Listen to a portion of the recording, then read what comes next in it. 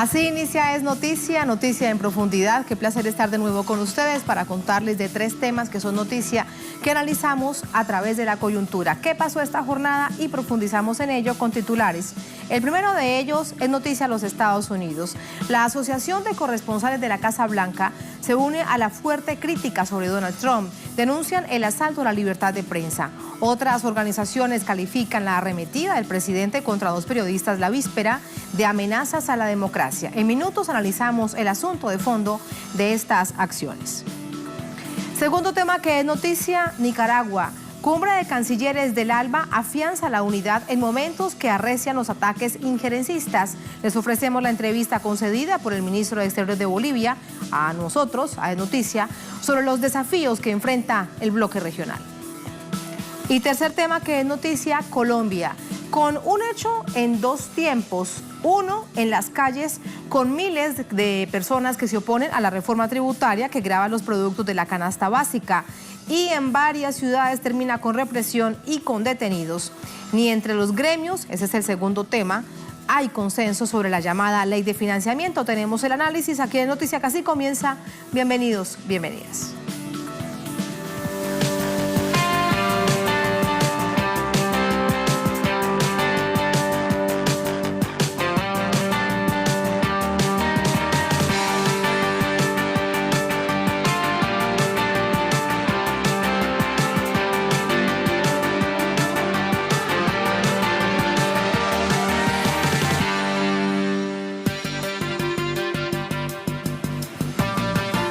En noticia, los Estados Unidos, los ataques del presidente de esta nación, Donald Trump, contra la prensa en la Casa Blanca se han convertido en parte del escenario político del país. La víspera se incrementaron durante una rueda de prensa tras conocerse los resultados de las elecciones de medio término en las que los republicanos perdían la Cámara de Representantes. El mandatario se irritó y luego ofendió a los periodistas cuando uno de ellos le hace preguntas incómodas. Vamos a verlo. You run CNN, right. And if you did it well, your ratings would be much better. If I may ask one other question, Mr. President, if I may ask one other question, are you worried? That's enough. That's enough. Mr. President, that's enough. I was going to ask one of the other folks. That's enough. Pardon me, ma'am. Mr. President, that's enough. Mr. President, I had one other question, if I may ask, on the Russia investigation. Are you concerned that you may have? I'm not concerned about anything with the Russian investigation because it's a hoax. That's enough. Put down the mic. Mr. President, are you worried about indictments coming down in this investigation? Mr. President. I'll tell you what, CNN should be ashamed of itself having you working for them. You are a rude, terrible person. You shouldn't be working for CNN. Go ahead. I think that's unfair. You're a very rude person. The way you treat Sarah Huckabee is horrible. And the way you treat other people are horrible. You shouldn't treat people that way. Go ahead. En ese mismo tono agresivo, el presidente estadounidense respondía a la periodista Yamiche Alcindor por preguntarle acerca de hacerse llamar nacionalista. Trump acusó a la reportera de hacer una pregunta racista. Hi, Mr. President. Yamiche Alcindor with PBS NewsHour. On the campaign trail, you called yourself a nationalist. Some people saw that as emboldening white nationalists. Now people are also saying that the president. That's such a racist There question. are some people that say that now the Republican Party is seen as supporting white nationalists because of your rhetoric. What do you make of that? I don't believe it. I don't know. Why do I have my highest poll numbers ever with African Americans? Why do I have among the highest poll numbers with African Americans? I mean, why do I have my highest poll numbers? That's such a racist question. Honestly, I mean, I know you have it written down and you're going to tell me. Let me tell you, it's a racist question. And Mr. President, I love, you know what the word is? I love our country. I do. You have nationalists, you have globalists. I also love the world. And I don't mind helping the world, but we have to straighten out our country first. We have a lot of problems. And Excuse me. But to say that, what you said, is so insulting to me. It's a very terrible thing that you said. And Mr. Okay, President, Mr. President, people have you talked about middle class tax cuts on the campaign trail. How will you get Democrats to support that policy? You have to ask them. Well, hey, what's your plan for working with Democrats on a middle class tax plan? You know what my plan is? I'll ask them. And if they say yes, I'm all for it. And if they say no, there's nothing you can do because you need their votes. Go ahead. Esta no es la primera vez que el presidente Donald Trump tiene altercados y de qué manera con la prensa. Desde su llegada a la Casa Blanca, su relación con los medios de comunicación y periodistas ha estado marcada por maltratos, insultos y el veto a los profesionales de los medios de comunicación. Entre otras cosas, asegura que la prensa es enemigo del pueblo. Vamos a recordar a través de estos detalles. El incidente durante la rueda de prensa en la Casa Blanca la víspera causó la furia de Donald Trump y generó la suspensión de la acreditación del periodista Jim Acosta por un supuesto comportamiento inapropiado. La credencial que se le retiró permite a un grupo selecto de periodistas entrar y salir libremente de la sede de gobierno y cubrir el día a día del jefe de Estado. La Asociación de Corresponsales de la Casa Blanca calificó la acción de la administración Trump de exagerada e inaceptable. Los ataques del mandatario a la prensa tienen larga data. Trump asegura que los periodistas ponen en riesgo la vida de muchos cuando revelan las desavenencias internas de su gobierno. Además, alega que la prensa le da un trato injusto y que publica noticias falsas sobre su gobierno. Trump ya había tenido un altercado con Acosta. En la primera rueda de prensa como presidente, Trump regañó al periodista y le dijo: "Vosotros sois fake news", término al que se suele recurrir para referirse al trabajo de los medios de comunicación. Go ahead. Go ahead. Go ahead. No, not you. Not you. Your organization's terrible. Your organization's terrible. Let's go. Go ahead. Quiet. Quiet. Go ahead. She's asking a question. Don't be rude. Don't be rude. Don't be rude. No, I'm not going to give you a question. I'm not going to give you a question. You are fake news. Go ahead. Go ahead. Este hecho marcó el precedente de la agresiva relación con los medios. En otra ocasión, Trump se vio involucrado en un episodio de maltrato a la periodista Cecilia Vega al desmeritar sus capacidades. Okay, question? Yeah, go ahead. Sure. She's shocked that I picked her. No. She's like in a state of shock. I'm not thinking, Mr. That's President. okay. I know you're not thinking. You never do. I'm sorry? No, go ahead. Go ahead. La relación del mandatario estadounidense con la verdad es delicada.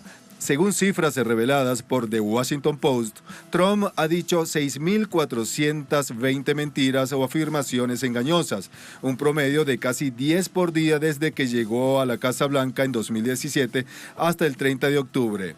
El presidente no dijo la verdad 83 veces en un solo día.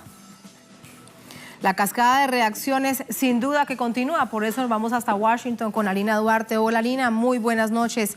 Hay más organizaciones de medios de comunicación, no solo dentro de Estados Unidos, en distintas partes de América Latina y también de Norteamérica que se pronuncian. Cuéntanos de ello. Hola, ¿qué tal, Tatiana? Muy buenas noches. Así es, las reacciones no han dejado de caer. Varios medios locales e internacionales se han pronunciado al respecto. Y es que esto llama la atención porque precisamente estas verdades, esto que él llama el fake news, las noticias falsas, ha sido la constante dentro de su administración. Cualquier situación que ponga en duda algunas de las aseveraciones que hace el presidente son consideradas de esta manera. Y con este recuento que hacías, también ha permitido que varios de los canales, insisto, dentro de Estados Unidos ha posicionado este tema a escala internacional, ya que está de por medio y así coinciden organizaciones tanto de la Casa Blanca como organizaciones de medios de comunicaciones latinas, europeas, en que esto se trata de un acto de censura. No solamente es la confrontación con los reporteros dentro de la Casa Blanca, sino es el hecho de retirar acreditaciones permanentes que puedan poner sobre la mesa esta posibilidad de que puedan cuestionar al presidente. Incluso se han dado casos anteriores aquí en donde ciertos funcionarios llegan a bloquear cuentas de Twitter, por ejemplo, a la gente, y esto es considerado como un acto de censura. El hecho de que se le retire una acreditación al medio que sea, esto está dando bastante de qué hablar. Lo importante, Tatiana, es que son temas sensibles. Estaban hablando de temas de migración, de temas de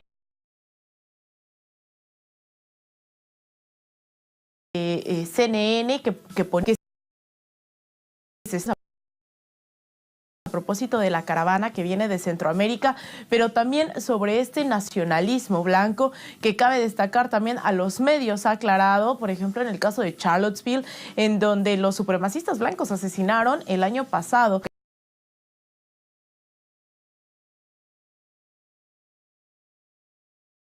Que condenaba a los grupos en el cual de nuevo llevó a una confrontación con los medios. Es importante, y lo decimos desde un canal también como Telesur, que permite decir las cosas que están ocurriendo. Es difícil creer que en un país que se asume como el país de las libertades, el país de la libertad de prensa, de expresiones, de en general este modelo de democracia, hoy en pleno siglo XXI todavía se esté hablando de migrantes como criminales, que se esté hablando de blancos supremacistas, de la supremacía blanca como una cuestión de racismo inversa, y no se hable de los crímenes contra los grupos más vulnerables. Es aún más peligroso que este suceso se haya dado tan solo un día después de los comicios intermedios, en donde, claro está, la Cámara de Representantes, la Cámara Baja, la tienen ahora los demócratas, y el Senado está controlado todavía por los republicanos. Nosotros estaremos informando también sobre estas reacciones en materia de comunicación, porque todavía no se sabe si en solidaridad varios de los corresponsales que acuden a la Casa Blanca puedan llegar a tomar medidas, o si otros organismos puedan tener incidencia para que esta medida que ha tomado la administración de Donald Trump sea revocada, precisamente la revocación de las credenciales permanentes para entrar a la Casa Blanca. Tatiana. Gracias, Alina. Sin duda, hay que hacerle seguimiento porque esto marca un hecho de fondo que de inmediato vamos a analizar. Buenas noches, gracias. Vamos para ello con el análisis. Nos acompaña para ello Patricio Zamorano, analista político, director ejecutivo de Infoaméricas.info, con nosotros también desde Washington. Hola Patricio, buenas noches, ¿cómo estás? Buenas noches, Tatiana. Como siempre, un tremendo placer aquí estar en Telesur. Muchísimas gracias, es igual para nosotros. Quiero preguntarte, vamos a explorar lo que hay de fondo. Lo primero que podríamos decir en términos coyunturales es la ira que despierta en el presidente Donald Trump haber perdido la Cámara de Representantes. Hay que tratar de interpretarlo también primero desde esa coyuntura, a este nivel de reacción, a este nivel de agresividad de nada más y nada menos que el presidente de los Estados Unidos. Así es, yo te diría que esta semana ha sido gravísima para la democracia de los Estados Unidos, y para una cosa que pese a todo es sagrado en este país, y es la libertad de expresión y la libertad de prensa, que es defendida por los sectores de izquierda, de derecha y de centro, por toda la sociedad, por todas las razas, por todas las profesiones, por todos los congresistas. La verdad es que Donald Trump está afectando uno de los derechos más fundamentales y que se ha peleado por más décadas para que sea inalienable para todos los ciudadanos, residentes, visitantes en los Estados Unidos. Lo que ha pasado esta semana, como tú bien dices, es simplemente una respuesta política, yo diría más que política, incluso emocional, de Donald Trump por haber perdido de la manera en que perdió el control del Congreso, con el que tenía control absoluto de todos los poderes del Estado. Es cierto que mantuvo el Senado, que era parte de lo que se venía a venir. La proyección era bastante clara, que el Senado sería mantenido, incluso el Partido Republicano podría crecer un poco más, pero el hecho de haber perdido la Cámara Baja, que es la Cámara que podía iniciar un proceso de impeachment, de acusación constitucional, de juicio político contra Donald Trump, es un golpe fuerte, simbólico, político y concreto.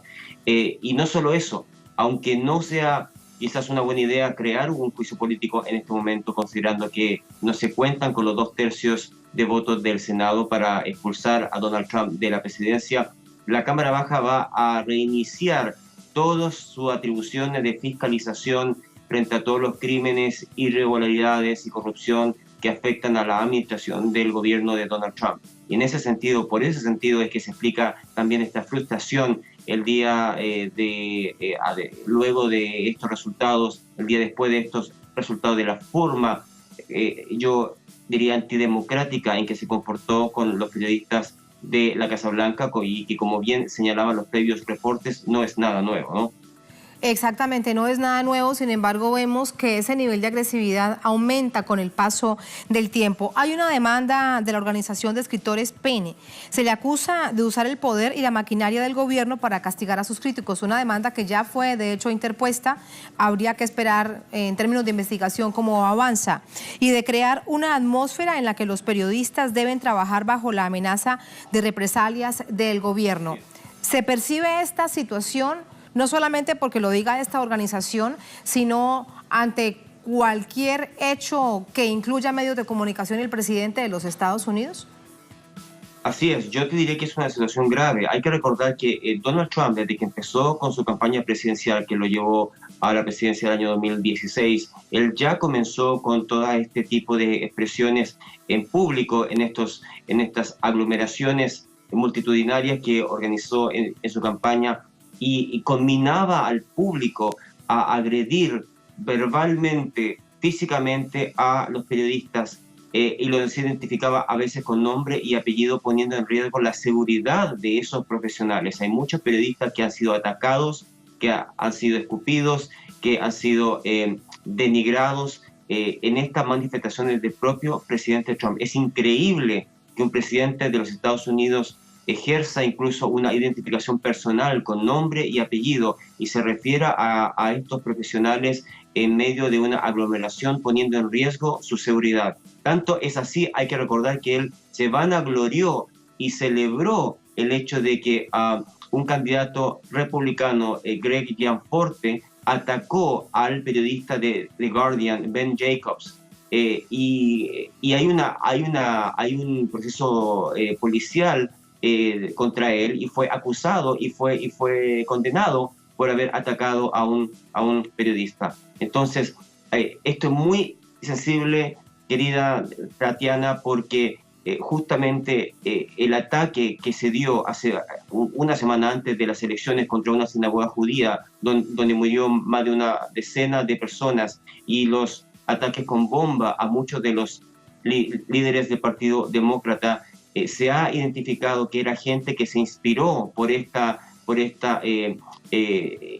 expresión verbal de violencia del presidente Donald Trump. Entonces, el presidente de la República de los Estados Unidos no se da cuenta, o sí se da cuenta que es peor, pero por lo menos lo que nos damos cuenta es que él no es consciente de lo que está provocando en la sociedad de este país, no solamente contra los periodistas, sino que para otro tipo de minorías, contra las mujeres, contra los afroestadounidenses, y de la forma en que ha criminalizado a los inmigrantes. Es muy peligroso para la propia gente, ¿no? Porque de hecho el asunto de fondo ayer en la discusión en la que él se enfrasca con este reportero es cuando le pregunta por qué demoniza, por qué criminaliza, usando la palabra invasión, de esta caravana de centroamericanos. Sin embargo, aquí hay una cosa muy grave, y es que el presidente de los Estados Unidos no se retracta. De hecho, se mantiene en la postura de enviar los 15,000 soldados a la frontera como si fuese un estado de guerra.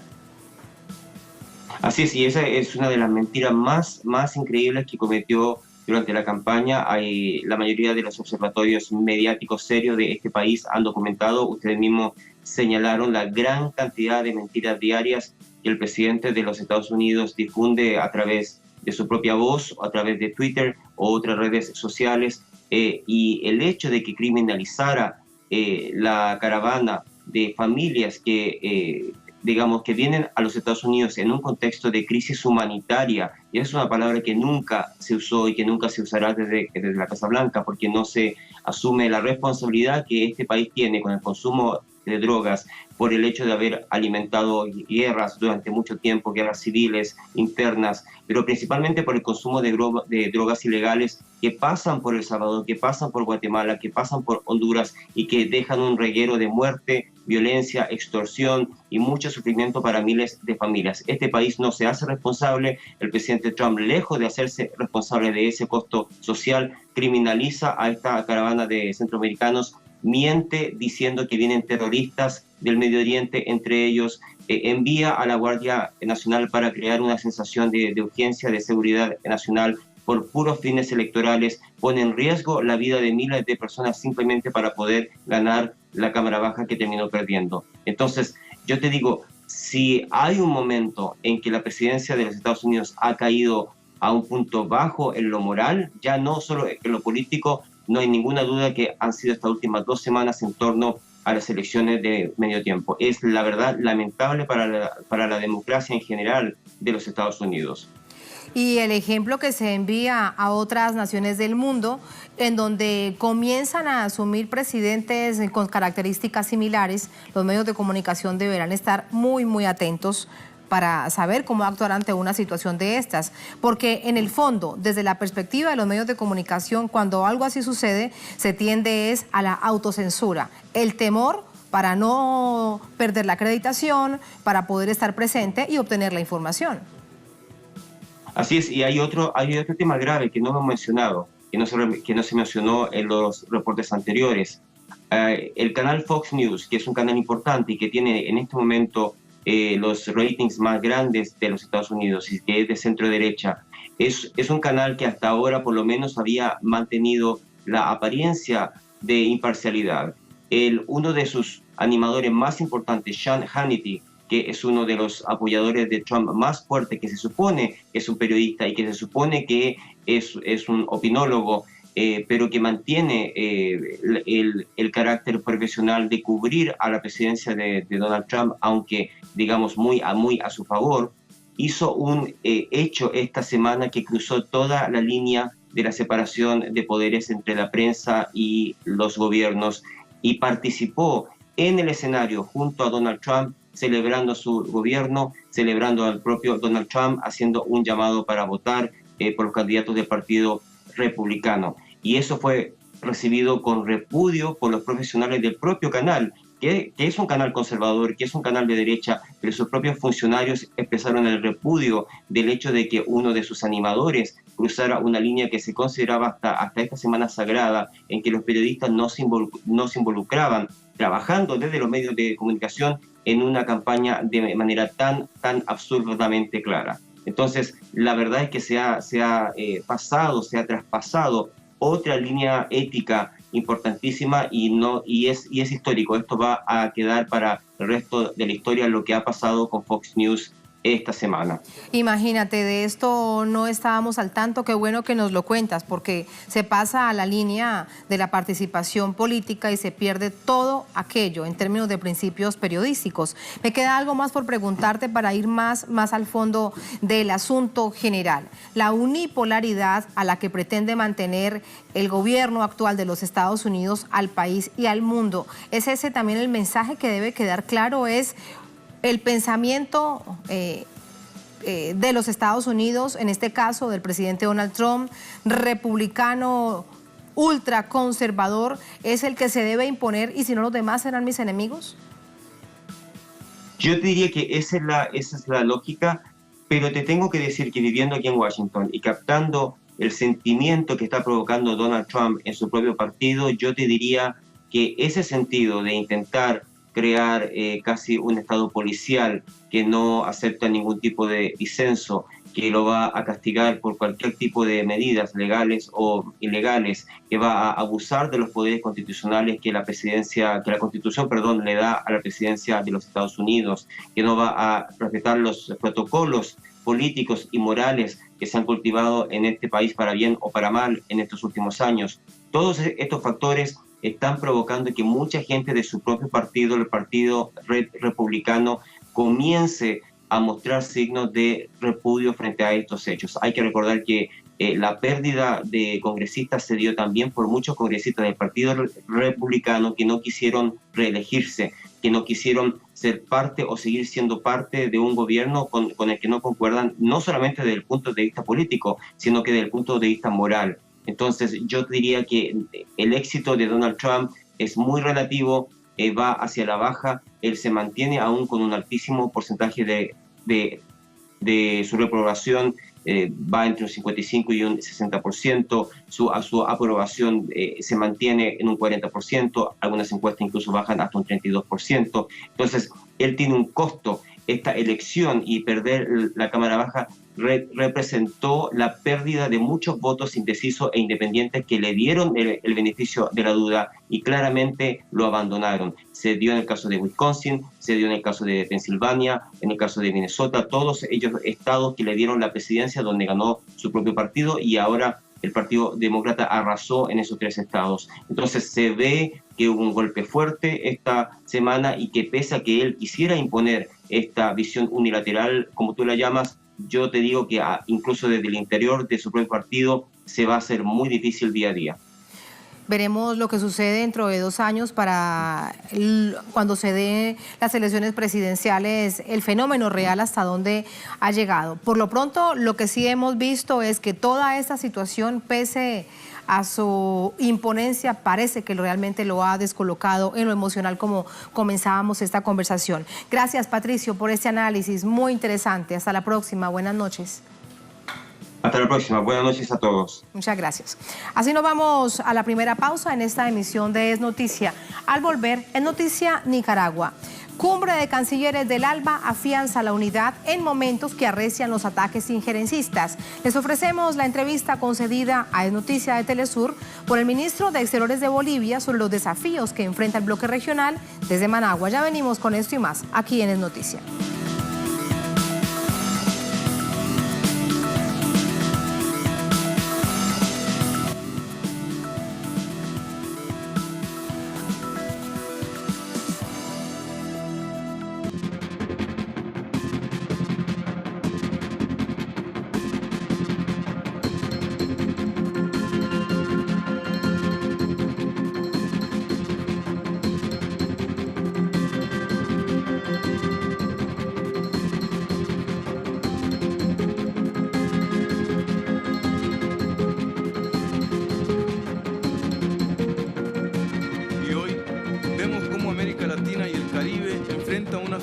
Acontecimientos que amenazan. En Noticia Nicaragua, con la cumbre de cancilleres del ALBA TCP que inició esta jornada en Managua, la capital de esta nación centroamericana. En medio de tantos intentos fallidos por golpear al organismo regional, los países integrantes se reúnen para sumar fuerzas y poner fin a la violación de derechos de los pueblos soberanos. Este jueves se inauguró la 17ª reunión ordinaria del Consejo Político de la Alianza Bolivariana para los Pueblos de Nuestra América, Tratado de Comercio de los Pueblos. Las delegaciones de los países miembros se dieron cita en la capital nicaragüense para desarrollar las estrategias frente a los constantes ataques contra la soberanía de los pueblos de América Latina y el Caribe por parte de la administración de Donald Trump y que se han recrudecido durante los últimos 3 meses. En estos tiempos en que se arrecian las políticas agresivas del imperio norteamericano contra los países progresistas y revolucionarios, miembros de la Alianza Bolivariana para los Pueblos de Nuestra América, Tratado de Comercio de los Pueblos, ALBA-TCP, decididamente damos continuidad a los esfuerzos para consolidar la unidad, integración y solidaridad para garantizar la independencia, soberanía y autodeterminación de nuestros pueblos. Como primera medida de lucha contra los ataques hegemónicos de la Casa Blanca, se dio paso a la inauguración de la ruta aérea internacional que conecta con Bolivia y Nicaragua desde Venezuela, con el objetivo de contrarrestar la guerra de aerolíneas que afectan a estas naciones. Estos vuelos, que conforman el eje Caracas con la ciudad de Santa Cruz en Bolivia y Caracas con Managua, capital nicaragüense, impulsará la conexión con países miembros del bloque del ALBA-TCP. En momentos en los cuales arrecian los ataques, en los momentos en los cuales el imperialismo parece hegemonizar los procesos, son los momentos en los cuales la Alianza Bolivariana, la Alianza de los Pueblos, tiene que unirse, y no solo para resistir, sino para avanzar. Y por eso estamos aquí, para avanzar en la unión, en la integración de nuestros pueblos. Las constantes embestidas por parte del gobierno de los Estados Unidos y sus aliados internacionales para dividir al organismo no han podido separar a los países integrantes del ALBA. Pese a las amenazas que cada vez son más visibles, su fortalecimiento también ha sido más evidente. Aún con la salida de Ecuador del ALBA y de las fuertes declaraciones del consejero nacional de seguridad estadounidense contra Cuba, Nicaragua y Venezuela, estas naciones se mantienen en la lucha por su soberanía. Ya no apaciguaremos a los dictadores y déspotas cerca de nuestras costas.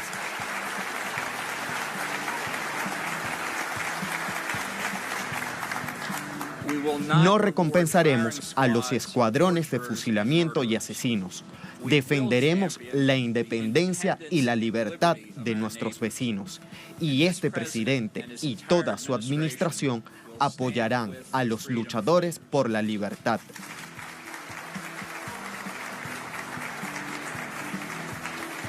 La troika de tiranía en este hemisferio, Cuba, Venezuela y Nicaragua, finalmente han encontrado su partido.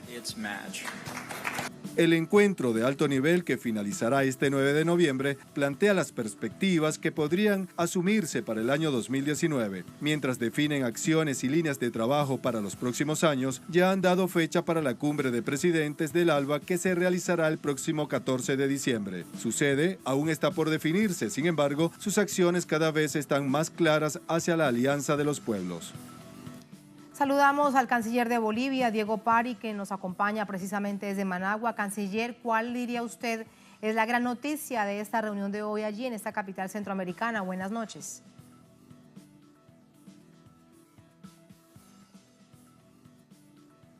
Un consejo político muy importante que nos permite nuevamente fortalecer nuestra alianza, la Alianza Bolivariana de los Pueblos, una alianza que se crea ya hace 14 años para impulsar justamente la integración, para impulsar temas que son de interés de nuestros países, y creo que la conclusión fundamental en un contexto internacional difícil, en un contexto internacional quizá diferente a años anteriores, es la unidad de nuestros pueblos, la unidad de nuestros gobiernos para seguir impulsando, para seguir trabajando en favor de los más necesitados, en favor de los principios fundamentales del derecho internacional y en favor de las necesidades más importantes de nuestros pueblos de la Alianza. Canciller, Cuba acaba de tener una gran victoria en la ONU, derrota a Estados Unidos en su intención de detener la resolución a favor de la isla por el bloqueo a la que está sometida. Nicaragua y Venezuela han resistido este año duras pruebas de intervención y también de desestabilización, y en este recuento vamos también con Bolivia, que tiene elecciones el próximo año, y ustedes como gobierno reconfiguran un escenario complejo precisamente. ¿Qué rol desde este escenario podría jugar el ALBA, la alianza, para ayudarlos a resistir si fuese este el caso?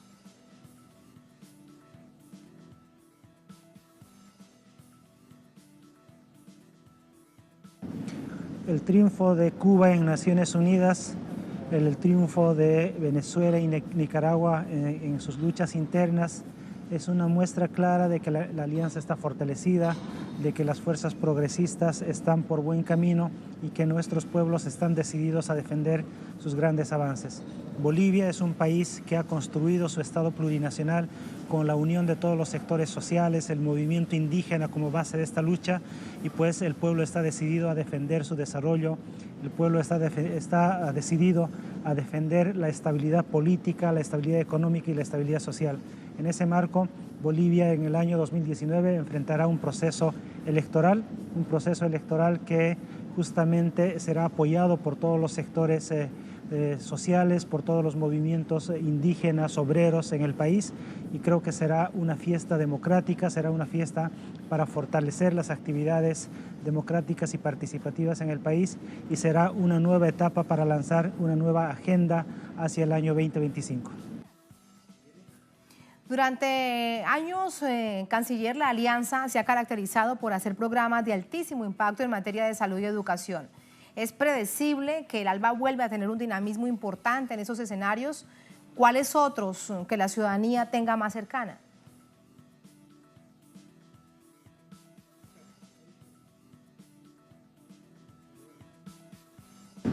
Definitivamente creo que nuestra alianza ha tenido como base fundamental las causas sociales, y pues esto es lo que nos identifica, Esto es lo que caracteriza a la Alianza Bolivariana de los Pueblos. El tema de la educación, el tema de la salud, los temas sociales tienen que seguir siendo los temas que fortalezcan nuestra alianza y de esa manera seguir fortaleciendo el desarrollo, lo que nosotros llamamos el vivir bien de los pueblos. Ese será nuestro trabajo, ese será el impulso que le vaya a dar Bolivia al ALBA TCP. Y creo que esa dinámica debe seguirse fortaleciendo a partir de los esfuerzos colectivos, a partir del esfuerzo conjunto de todos los países miembros. Una alianza que no solamente incorpora a los países de Sudamérica, sino incorpora países de Sudamérica, Centroamérica y fundamentalmente el Caribe. También nuestro acompañamiento constante, nuestro acompañamiento permanente a nuestros hermanos del Caribe, países que muchas veces por el tamaño de su economía, por el tamaño geográfico, siempre son presionados por los países hegemónicos y pues nuestra tarea será estar acompañándolos, estar a su lado y poder apoyarlo en todos sus temas de interés. Gracias, canciller, por estas declaraciones. Muy buenas noches. Tatiana, muchas gracias y muy buenas noches a todos los televidentes. Muy buenas noches. Muy bien, y así nos vamos a la segunda, última pausa en esta emisión de Noticia. Al volver, nos iremos hasta Colombia. Es Noticia Colombia, con un hecho en dos tiempos. El primero de ellos, en las calles miles de personas se oponen a la reforma tributaria que grava hasta los productos más básicos de la canasta familiar. Y en varias ciudades termina con represión y detenidos. El segundo tiempo es que mientras esto pasaba, en la Casa Blanca, en Casa de Nariño, en la Casa Presidencial, quiero decir en Casa de Nariño, ni entre los gremios hay consenso sobre la llamada ley de financiamiento. Vamos a revisar esos dos escenarios al volver a Quienes Noticia.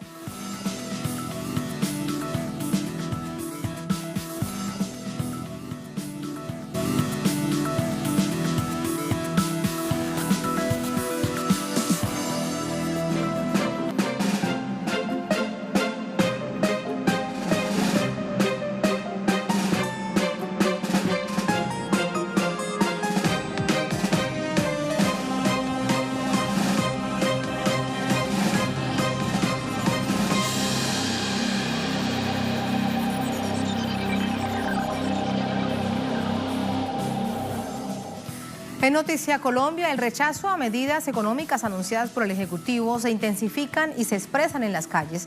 La movilización de este jueves de sindicatos, estudiantes y docentes terminó con represión y con varias detenciones. Los protestantes rechazan las pretensiones económicas del presidente Iván Duque, que a 3 meses de haber llegado al poder, a la Casa de Nariño, sus promesas de campaña pasaron al olvido. Al menos 30 heridos, 2 de ellos de gravedad, 2 desaparecidos y 6 detenidos fue el saldo de la arremetida del Escuadrón Móvil Antidisturbios, SMAT, contra la marcha en el centro de Bogotá. Esa fue la respuesta del gobierno de Duque al pliego de peticiones de los manifestantes. Está bien, me están curando, pero... Va a presionar. Cortarle la gasa, cortarle la gasa. No, ya, dale. Ciérreme, madre. Sí, tranquila, estoy consciente. Estoy consciente, pero sí me suena. Sí, me siento tranquilo. A la movilización de estudiantes y docentes de las universidades públicas se le sumaron sindicatos de la Central Unitaria de Trabajadores, la Federación Colombiana de Trabajadores de la Educación FECODE y asociaciones de transporte para rechazar la ley de financiamiento y el presupuesto del 2019 para la educación pública superior. Mediante un comunicado, la Central Única de Trabajadores se ratificó este jueves la lucha de los estudiantes, trabajadores y docentes universitarios para la defensa de un modelo educativo que garantice la cobertura, gratuidad y calidad de la educación. La ley de financiamiento presentada al país por Iván Duque contempla la aplicación de un IVA del 18% sobre casi todos los productos de la canasta básica, lo que representa un duro golpe para los trabajadores. En vísperas, Duque se reunió con el sector empresarial del país y algunos gremios en el marco de su propuesta tributaria para el próximo año. Aseguró que la única forma de atender las necesidades fiscales, a 3 meses de haber asumido el poder, Duque le baja los impuestos a los empresarios y le grava la canasta básica a los más vulnerables, aun cuando prometió en campaña bajar los impuestos para todos. Algunos entendidos en la materia señalan que la economía de los colombianos podría empeorarse, pues creen que el gobierno de Iván Duque no hará el aumento salarial justo a los empleados del salario mínimo para el año 2019. ¿Y cómo finalizó esta jornada de movilizaciones? Le preguntamos a Tatiana Portela desde nuestra corresponsalía en Bogotá, la capital colombiana. Tatiana, buenas noches. Adelante con el balance de esta jornada. La represión al final del día, no solamente que se vio en Bogotá, detenidos, se denunciaban también varias personas desaparecidas. Así que te pedimos ese balance. Un saludo para usted, Tatiana, y para los televidentes. Como usted lo acaba de mencionar, pues fueron varias las violaciones de derechos humanos por parte de la fuerza pública, no solamente a los estudiantes, también hay denuncias sobre ataques a periodistas, es decir, a la libertad de información y de expresión. También a eso se le suman las denuncias emitidas por varios defensores de derechos humanos que alegan que fueron atacados por el SMAT y por la policía. Pero mire, en Popayán se tenía un listado de 10 desaparecidos, sin embargo esto ya se descartó. Estas personas o estudiantes estaban dispersos en medio de la represión que se presentó por parte de la fuerza pública. Pero lo que sí se tiene son 6 detenidos en la ciudad de Popayán, 2 heridos graves que fueron trasladados de manera inmediata a los centros hospitalarios y 30 heridos leves. Aquí en Bogotá, hace pocos minutos, mientras los estudiantes de la Universidad Nacional se desplegaban hacia el norte de la capital, fueron dispersados de manera violenta por la fuerza pública. Hasta el momento no se conoce un número exacto de cuáles son los heridos. Sin embargo, se ha denunciado por las redes sociales que 2 estudiantes, mientras se alejaban de esa violencia o de esa represión por parte de la fuerza pública, fueron arrollados aparentemente por un carro fantasma. Eso todavía se encuentra en etapa de investigación y de esclarecer cuáles fueron los hechos de este accionar. Pero a eso también se le suma la represión en Bucaramanga. Es decir, esta jornada de movilización se caracterizó por eso, por una fuerte represión. Mientras el gobierno de Iván Duque, más exactamente el presidente, no se reúne con los estudiantes, que es la petición formal que le están haciendo esos estudiantes. Pues había una mesa de concertación, recordemos, o de diálogo con la ministra de Educación, sin embargo se levantaron porque este gobierno, primero, no reconoce que haya un déficit o una crisis financiera frente a las universidades públicas, y segundo, pues lo que anuncia es que no hay dinero. Y en medio de esto, un hecho importante para tratar de entender, Tatiana, y es que la marcha o la movilización en términos de protesta inicial se daba en contra de la reforma tributaria, que el gobierno le llama ley de financiamiento. Luego se suman estudiantes y docentes de FECODE. ¿Qué es lo que dicen estos estudiantes, esos docentes de FECODE frente a esa ley de financiamiento que lo que esconde es la reforma tributaria? Pues mire, los estudiantes lo que dicen, salieron a protestar por haberse levantado de la mesa, porque el gobierno nacional lo que le dice es no hay presupuesto. Esa es una de las primeras razones por las que salen hoy a protestar, pero se unen adicionalmente a esa reforma tributaria. ¿Pero por qué? Porque consideran que todas esas decisiones van en un solo fin, y es en perjudicar al sector rural, social y más pobre de este país, a lesionar ese sector rural y campesino de este país, pero también a la clase media.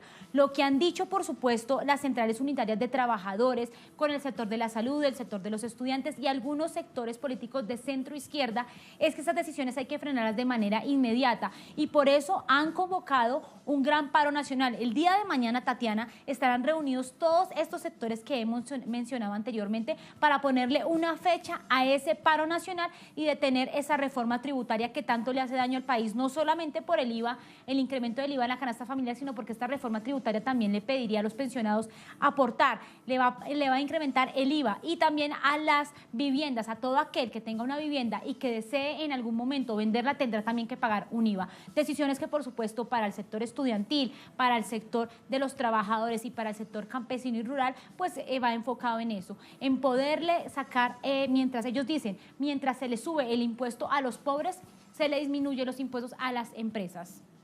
Con el 4%, según el ministro de Hacienda, se estaría gravando a los pensionados.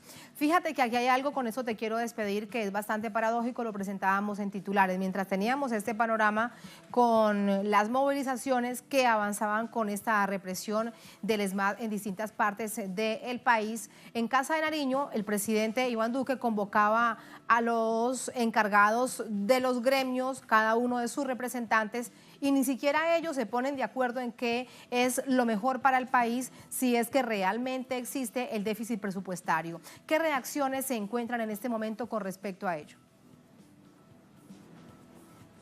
Mire, es que es claro, Tatiana, lo que han dicho los sectores de los trabajadores es que aquí no ha hecho un llamado formal Iván Duque para sentarse con esa clase que es la trabajadora. No se ha llamado a esos sectores para que se pueda discutir de fondo. Lo que han dicho los gremios y lo que han dicho adicionalmente la bancada de oposición es que sí hay maneras diferentes de recaudar ese déficit que dice que son de 14 billones, es el presupuesto nacional y por el que presentan esta ley, esta reforma tributaria mal llamada ley de financiamiento. Lo que dicen ellos, aquí hay maneras de poder sacar ese déficit de 14 billones. ¿Cómo? Con las zonas francas, empresas que no pagan impuestos, pero también con esos paraísos fiscales, pero también con todas esas empresas que al día de hoy, grandes empresas que el día de hoy no pagan ningún impuesto. Entonces lo que dicen ellos, aquí hay que rechazarlo de tajo porque mientras el presidente Iván Duque se reúne con los empresarios, no llama a esa clase trabajadora que es la que se ve directamente afectada con esta reforma tributaria, Tatiana. Gracias, Tatiana. Ahí está el panorama completo. Gracias por ayudarnos a entenderlo, Tatiana. Muy buenas noches. Y vamos a revisar lo que tenemos en mesa a propósito de ello, el seguimiento que le hicimos durante toda la jornada desde aquí, desde nuestra casa, a este asunto. El titular de nuestra multiplataforma: miles de estudiantes protestan contra aumento del IVA y el déficit financiero en Colombia. Es un asunto que va mucho más allá, entre otras cosas, del sistema educativo y de las universidades. Miles de estudiantes universitarios salían a las calles de Colombia para protestar contra las políticas del presidente Duque, entre ellas la reforma tributaria. Estudiantes de la Universidad Nacional, la Pedagógica, la Distrital, la Unión Sindical de Trabajadores marchaban en Bogotá, la capital, contra las acciones que implementaba el gobierno colombiano. Los estudiantes exigen al presidente que se siente a dialogar con ellos y reconozca el déficit financiero de las universidades. Se espera que este viernes, aquí está parte de la agenda, se reúnan diferentes sindicatos para acordar un paro nacional en caso que el gobierno no cumpla con el pliego de solicitudes. La nueva legislación, hablando ya específicamente del IVA, en caso de que se apruebe, irá al Congreso, pero hay mayorías de la coalición de gobierno. Contempla gravar productos de la canasta familiar con una tarifa del impuesto al valor agregado IVA del 18%. Está actualmente en el 16%, pasaría al 18%, lo que implica una reducción en la adquisición de alimentos de la población debido a su alto costo. Según los expertos, los más afectados serán las clases más vulnerables. Bien, así ponemos punto final a esta emisión de Noticias. Cerramos nuestra pantalla tradicional, nos quedamos en redes sociales. @Noticia Telesur, @Tatiana Telesur. Durante esta jornada, otro hecho fue noticia. Con eso los dejamos. Hasta mañana. Sigan con nosotros.